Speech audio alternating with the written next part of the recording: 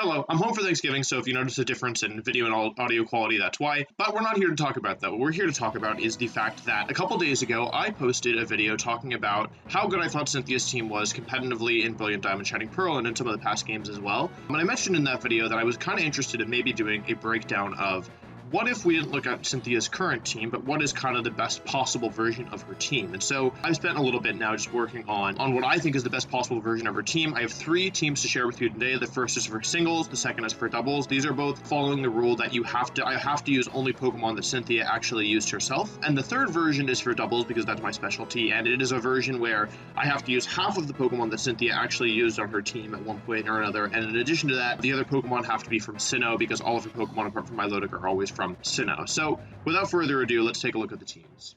Alright, so here's the first team that I have to share with you today. It is Roserade, Garchomp, Togekiss, Porygon Z, Milotic, and Lucario. So I'll go through kind of the breakdown of this team and why I made the choices that I did. So this team is for singles, so these sets are built with that in mind. Obviously, if you're playing singles or doubles, it changes a lot about how a team functions, but for now, this is singles. So Roseraders are going to be our lead most of the time. It has Spikes, Toxic Spikes, Sleep Powder, and Leaf Storm. Spikes and Toxic Spikes are really useful in singles, and overall are just like they're really essential on most teams, or at least entry hazards are really useful. I'll let you know in advance, we don't have Stealth Rocks on this team, so getting Spikes or Toxic Spikes up are really good.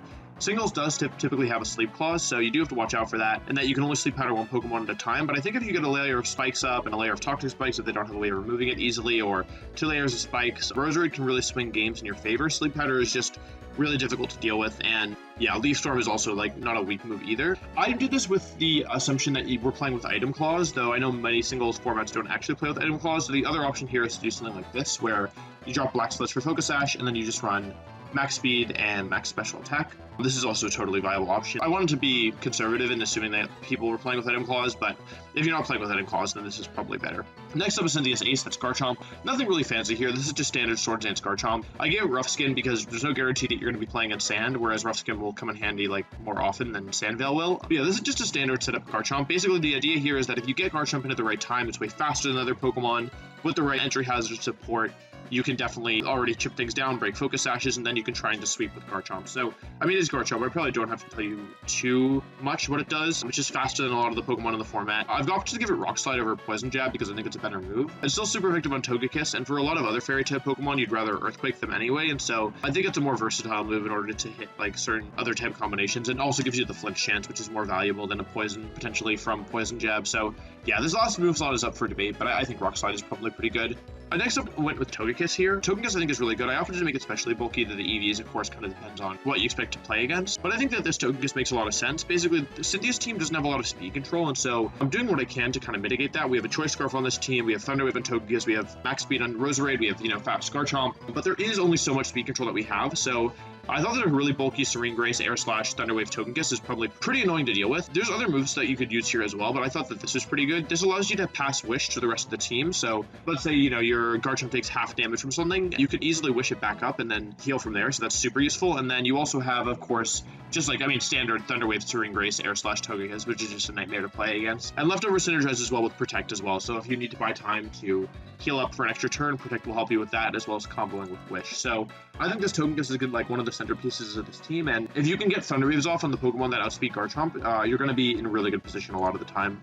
I gave Porygon Z a Choice Scarf here. The reason was that I really do care about speed control and speed stats and stuff, and I didn't want this team to just, not have anything faster than Garchomp if something were to outspeed it, because then you could just immediately lose. So yeah, I did opt to run Choice Scarf Porygon Z here. Hyper Beam, Tri Attack, Ice Beam, and Thunderbolt, all super solid. Offensive moves here, we're taking advantage of Porygon Z's adaptability ability, which basically means that Hyper Beam does insane amounts of damage. It's like a 300 base power non-stab move, which is really significant, on top of a really high base special attack stat, especially with a modest nature. So yeah, I gave it a modest nature instead of a timid one because I felt like the power was going to be more valuable than speed in this case, because Hyper Beam never hits anything for super effective damage, so being able to KO things is kind of important. But you can also opt for timid. You can also change these moves around if you want. This is just what I went with because I thought this is the most versatile. This also gives you another option against opposing Garchomp, so we have a couple things built in for opposing Garchomp, but having something that can outspeed and use Ice Beam I think is pretty powerful, or Hyper Beam honestly. So yeah, that's Porygon Z.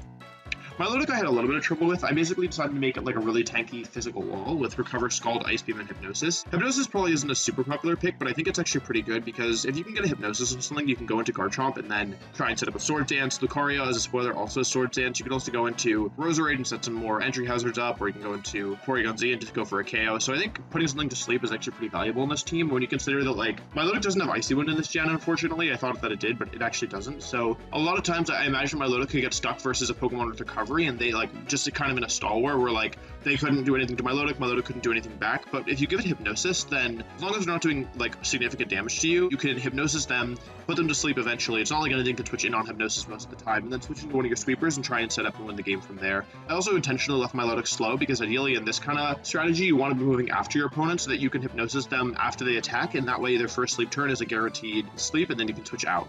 Last but not least, we do have Focus Sash Lucario. This is another physical attacker. It combos with both Roserade and Milotic if you can put something to sleep. With Inner Focus, you can't be intimidated, so I opted to make it physical. It also has Extreme Speed, which is a nice form of priority because it's +2, instead of a lot of priority, which is only +1. Close Combat is obviously a really good stab move, and then Meteor Mash is a good move as long as it doesn't miss, which it does miss sometimes, so I have to be careful with that one. But yeah, overall, I think this Lucario is pretty threatening. It's kind of like a secondary sweeper with Garchomp. I think with this kind of team, you kind of just want to pick your spots, use Togekiss and Milotic to wear them down. I made one of them really physically bulky, and the other one really specially bulky, and then you can kind of set up Lucario or Garchomp and try and rip big holes in their team and then go from there. So I tried to give this team a balance of both power and offense, with Lucario, Garchomp being offensive Pokemon, Milotic and Togekiss being defensive, and Roserade being kind of both. Yeah, that's the singles version of the team. For the doubles version, I definitely feel a bit more confident. Basically with this Togekiss set, Togekiss is one of the best support Pokemon in the format. Yeah, by the time I post this, I'll have posted my top 10 best competitive Pokemon videos, so you can check that out if you want to learn more about, like, Pokemon like Togekiss and Garchomp and why they're so good. But yeah, basically, Protect, Follow Me, Dazzling Gleam, Air Slash, Babbery Berry, Togekiss. The item is flexible. VGC typically does use an item clause, so keep that in mind when we're looking at this team, that we can't repeat items. I think Citrus Berry is also okay, but Babbery Berry can be nice just to make sure that you don't take too much from Steel type attacks. But yeah, this is just standard support Togekiss. I mean, it's really hard to get around Togekiss, a bulky Pokemon with Follow Me. Yeah, I mean, it's pretty obvious, like, why it's so good. It pairs really nicely with Garchomp. So kind of, I think the main core here is Togekiss, Garchomp, Milotic, where Garchomp has Sword Dance, Togekiss is Follow Me, and then you can click Earthquake with your Garchomp, and Togekiss is immune. So yeah, the idea here is that Sword Dance, Garchomp plus Togekiss is really difficult to deal with. Garchomp on its own is kind of a difficult Pokemon to deal with, and a lot of Pokemon lose Icy Wind this generation as well, which is one of the ways around Garchomp. So the issue with this Garchomp is it can't hit opposing Togekiss, so you do have to keep that in mind. That's part of the reason why I chose Roserade and Lucario as two of the Pokemon on Cynthia's team here. But yeah, so basically the idea here is you just Sword Dance up, and then you have Togekiss for redirection. If the opponent has more of a defensive team, you can also pair Garchomp with Milotic. So the advantage of Milotic is that it has competitive, which is a real deterrent to opponents using Intimidate against Garchomp to slow it down and to lower its attack stats. So Garchomp plus Milotic also has really nice synergy. This Milotic is definitely, it would be way better if it could learn Icy Wind, but it can't. Gastrodon can't learn it either though, so. But the idea here is basically you're just a bulky Pokemon, you discourage them from lowering your stats, and then you can click Scald repeatedly to try and fish for burns. You can click Ice Beam for super effective damage on grass, ground, and dragon types. And yeah, you're basically just trying to sit in the field, and while they focus on Pokemon like Garchomp or Porygon Z or Lucario, you're going to try and whittle them down over time and get those nice burns with Scald.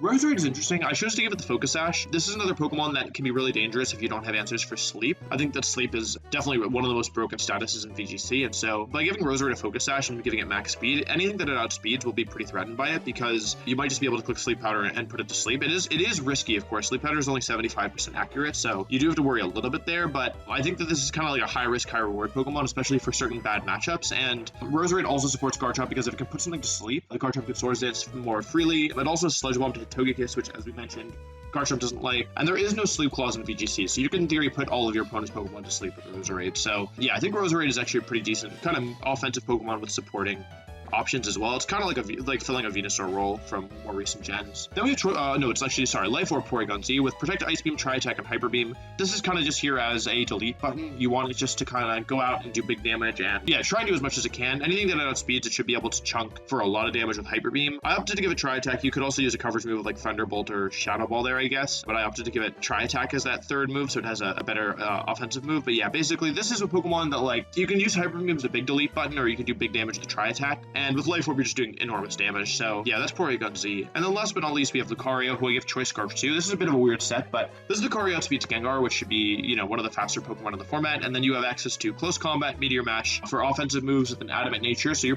can finish off low HP Pokemon. I also really like the move Final Gambit. I think that it's really good as a kind of like a trading option. So I gave it max HP as well, which also means it'll be a bit bulkier when you want to use it for Follow Me or just as an attacker. But yeah, I think that Lucario is here because if there's a Pokemon that's really threatening to you, you can just like lead it, click Final Gambit, and then go from there. So yeah, I think with that in mind, this Lucario is actually pretty decent. And of course, you always have a secondary Follow Me option, which you can pair with Garchomp or PZ if you really need to, and just use it as a force them to take it out before they deal with your partners. And I think a lot of people aren't going to expect this kind of Lucario set, though.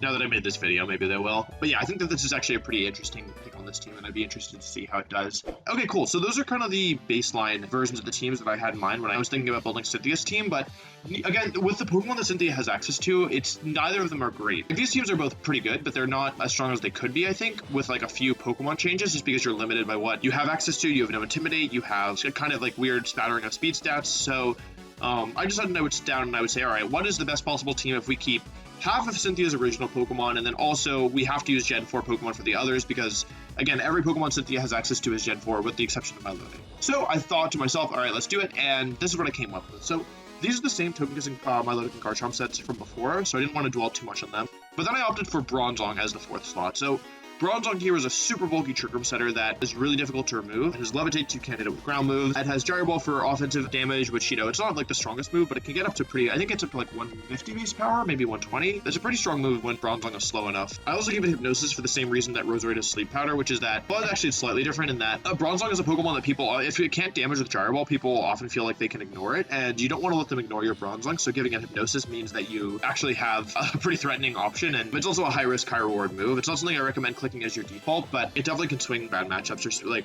can guarantee you wins that were kind of iffy before. So, and then Skill Swap. So Skill Swap plus Heatran with Levitate is one of my favorite combos. I got second at the World Championships in 2012 with it. Gen 4 and below meta, I feel like a lot of the Pokemon that you are going to go up against with Heatran, one of the main Heatran answers I think is going to be ground types. Not only do you eliminate your ground weakness with Levitate and Skill Swap, but you also gain Trick Room, which is a form of speed control. So yeah, so I think that this combination is really strong. It's really good at beating one of its best counters in Garchomp. And if you haven't already watched the top 10 best competitive Pokemon in BDSP, maybe skip forward for a few seconds, but the top 3 Pokemon on the lat list for me are Cresselia, Togekiss, and Garchomp, and Levitate Heatran hard walls all 3 of those. None of them can damage Levitate Heatran. So yeah, I think that this combination is really powerful and also kind of fits in my theme of Sinnoh only Pokemon. And then last but not least, I really felt like I wanted an Intimidate Pokemon. I just think Intimidate is so valuable. So I went with Choice Scarf Staraptor with max HP, again with Final Gambit. Staraptor actually has pretty high base HP with 85, so that's 192 HP stat, and so this can be really useful at just immediately deleting another Pokemon. So you can immediately remove Togekiss from play, which I think a lot of people aren't expecting.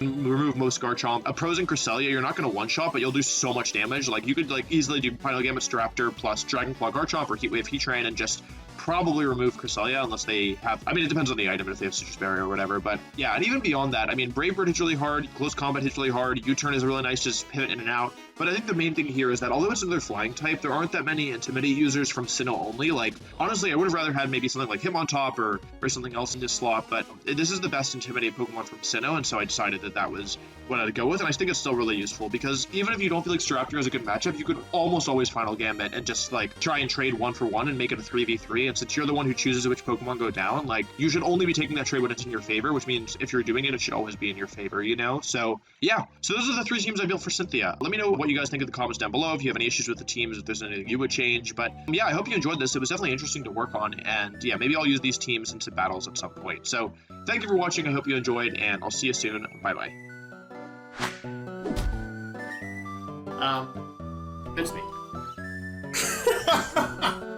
World Champ difference, baby.